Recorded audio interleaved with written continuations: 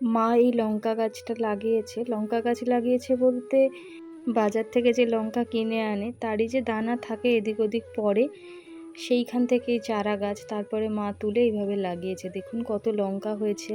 অনেক দিন ধরেই ভাবছি ভিডিওটা করব, কিন্তু সময় হচ্ছিল না বলে আর শেয়ার করতে পারিনি আপনাদের সঙ্গে।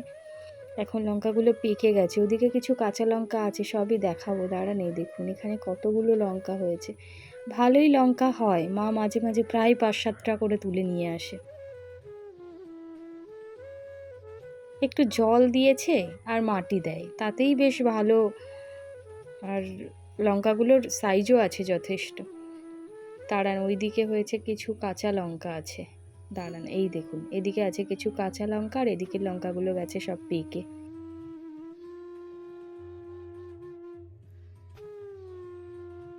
এই যে এখানে কিছু আছে কাঁচা লঙ্কা, কাঁচা পাকা মিলিয়ে বেশ ভালোই লঙ্কা হয়েছে।